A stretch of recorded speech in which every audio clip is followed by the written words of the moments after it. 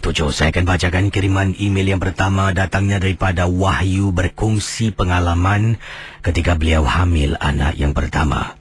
Dan kisah ini berlaku di rumahnya. Di manakah dia tinggal? Mungkin saya belum pernah ketengahkan kisah berkaitan dengan kawasan ini. Kawasan ini dimaksudkan oleh Wahyu. Pengalaman Wahyu di rumahnya di salah sebuah kawasan di Potong Pasir.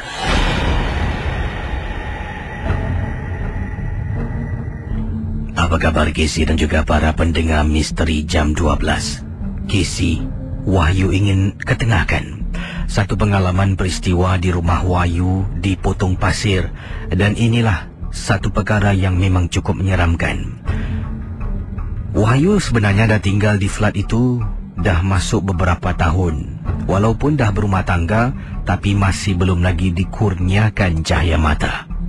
Jadi sampailah satu hari dapat berita baik Kisi. Semakin hari semakin gembira, semakin katanya sini semakin berdebar-debar menantikan kelahiran anak yang pertama. Kerana hampir 3 tahun tunggu, akhirnya dikurniakan rezeki anak yang pertama. Memang cukup gairah dan semangat. Dengan suami memang tak sabar, tapi apakan daya, kena tunggu 9 hari 9 bulan sebelum selamatnya insya-Allah anak dilahirkan pada Tika dan saat itu. Wahyu tinggal di Potong Pasir. Dan untuk pengetahuan Kisi, estet perumahan Wahyu ini kadangkala pada malam-malam tertentu, malam-malam hari khususnya, memang cukup sunyi dan sepi. Mungkin masing-masing buat hal sendiri. Jadi pada satu hari ini, masih ingat lagi Kisi, dah masuk bulan yang ketiga Wahyu hamil anak yang pertama. Wahyu sebenarnya masih lagi bekerja, suami juga bertugas. Jadi bila pulang dari tempat tugas sekitar pukul 10 lebih malam, jalan dekat kolong blok, sambil itu SMS suami dah sampai rumah. Suami pun reply, ya, dan terus jalan menuju ke arah lift. Bila sampai dekat lift, tiba-tiba Kisi, baru nak masuk ada seorang makcik masuk saing, ya, berkongsi lift sama dengan Wahyu. Jadi dalam perjalanan nak naik atas tu, Wahyu pun tekanlah pintu lift tutup, tekan tingkat Wahyu. Wahyu pusing, tanya makcik nak ke mana, tingkat berapa.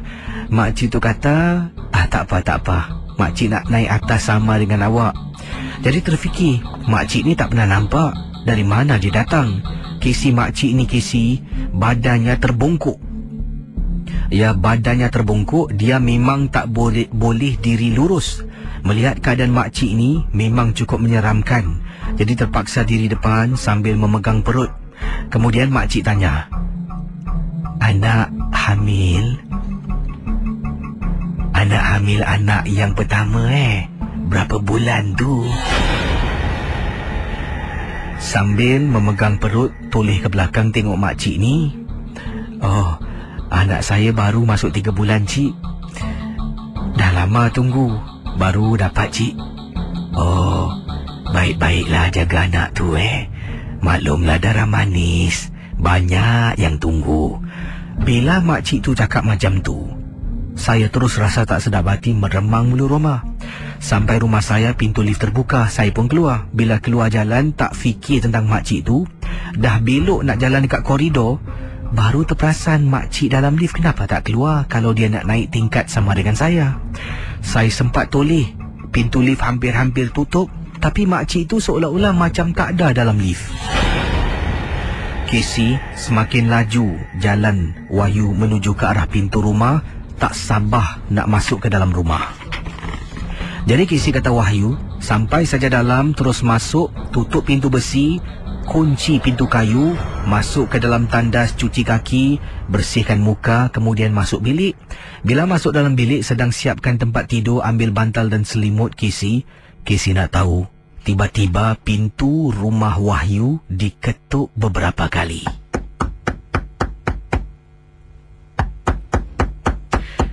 Kisi, saya keluar dari bilik dengan rasa takut. Kerana sebelum itu nampak makcik yang kata, baik-baik jaga anak tu darah manis banyak yang tunggu. Jalan perlahan-lahan, pergi ke depan pintu. Tengok dari lubang pintu, tak ada orang. Dalam hati berkata, ya Allah ya Tuhanku, lindungilah aku dengan anak yang kau beri ni. Wahyu buka pintu, Casey. Nampak makcik tadi sedang berdiri. Casey nak tahu dia cakap apa? Nak, boleh makcik masuk, nak? Anak makcik tak ada rumah. Makcik nak pakai tandas. Boleh tak? Casey, saya terpaksa kata, makcik, minta maaf makcik rumah saya tak ada orang. Suami bertugas. Saya tak boleh kasih makcik masuk sebab saya... Tak apa cik, makasih cik Saya terus tutup pintu, Casey. Masuk dalam bilik, ketakutan telefon suami menangis. Suami saya tak boleh pulang sebab dia hanya akan pulang pukul 7 pagi. Suami telefon adik ipar saya, itu adik suami, suruh datang rumah. Nak tunggu dia datang lama, Casey. Rumah saya di Potong Pasir, rumah adik suami dekat Jurong. Jadi terpaksa dalam perjalanan tu saya duduk rumah, saya baca apa yang saya tahu, buka Quran, Casey. Benda tu saya nampak dekat tingkap berliga-liga. Tak tahu apa benda, tapi saya macam ada sesuatu di tingkap bilik saya. Saya betul-betul jaga. Apa nak jadi, jadilah. Saya dah bertekad, kata Wahyu, kalau sekiranya benda itu nak ambil anak, kalau saya harus gadai nyawa, saya gadai nyawa untuk melindungi anak dalam kandungan. Setelah adik sampai, setelah saya kemudian berpindah sementara. Bila suami tugas malam, saya tinggal rumah kakak ipar di kawasan Tua Payoh. Setelah anak selamat dilahirkan, barulah saya pulang ke rumah saya di kawasan Potong Pasir. Terima kasih, Casey.